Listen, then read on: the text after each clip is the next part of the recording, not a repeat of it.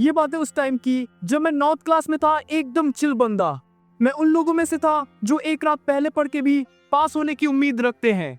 पूरा साल किताब खुली ही नहीं और फाइनल एग्जाम सिर पर आ गया। वो एग्जाम जो डिसाइड करता है कि तुम 10th में जाने लायक हो भी या नहीं। मम्मी रोज कहती थी, बेटा पढ़ ले वरना 9th का रिपीट टेलीकास्ट देखना पड़ेगा। और मैं कॉन्फिडेंटली कहता था, माँ टेंशन मत लो, मैं हैंडल कर लूंगा।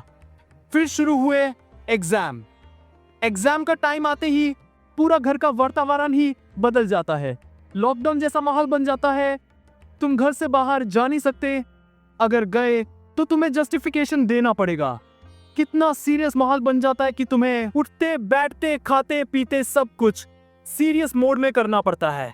अगर सीरियस नहीं दिखे तो मम्मी पापा के लिए एक गोल्डन चांस मिल जाता है तुम्हारी कुटाई का।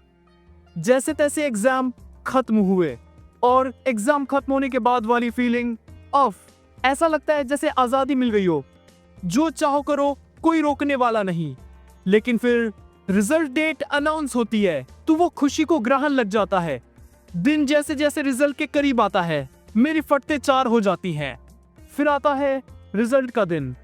रिजल्ट वाले दिन सुबह सुबह मैं रेडी होकर टीका लगाकर मंदिर जाकर आशीर्वाद लेकर गया पापा के साथ। हाँ, तुमने सही सुना, पापा के साथ। पता नहीं उस दिन मम्मी को क्या जरूरी काम आ गया था। मम्मी ने कहा पापा आएंगे। ये सुनकर जो मेरी फटके 4 हुई थी वो 8 हो चुकी है। मैम ने पापा को रिजल्ट दिखाया। सर, आपका बेटा 3 सब्जेक्ट में फेल है। बस उस समय मेरी आंखों के सामने अंधेरा छा गया। मुझे लगा जमीन ने मुझे अनइंस्टॉल कर दिया हो, जैसे मेरे पैरों के नीचे से जमीन खींच ली गई हो। मैम बेचारी सिंपैथी मोड में पापा को सब्जेक्ट वाइज फेल लिस्ट बता रही थी और पापा शांत थे घर पहुंचने तक। उसके बाद घर लौटा ही घर का एटमॉस्फेयर चेंज हो गया, जैसे बिन मौसम बरसात नहीं तांडव हो गया हो। घर पहुंचते ही जो इमोशनल एंड फिजिकल फीडबैक मिला वो मैं आज तक नहीं भूल पाया। शाम तक पूरे मोहल्ले को पता चल गया मैं 3 सब्जेक्ट में फेल। मेरे घर लाइन लग गई थी हमदर्दी बांटने वालों की। मेरे पापा तो प्लान तक कर चुके थे आगे मैं क्या करने वाला हूँ। उन्होंने ये तक सोच लिया था कि साइकिल पंचर वाली दुकान खोल के बैठा दूं और मैं वहां कमरे में सुन्न पड़ा हुए था।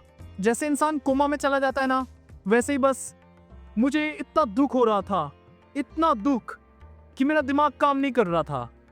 मैं क्या करूं, क्योंकि 9वीं मुझे वापस नहीं देनी थी। तुम इमेजिन नहीं कर सकते फेल होने का मतलब सेम क्लास में बैठकर अपने जूनियर्स के साथ पढ़ना। इससे ज्यादा अपमान की बात कोई नहीं हो सकती। कुछ दिन ऐसे ही उदास गुजरते हैं।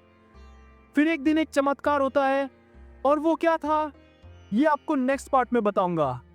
तब तक लाइक कमेंट और शेयर कर दो, वरना मैं फिर से 9वीं कक्षा में फंस जाऊंगा।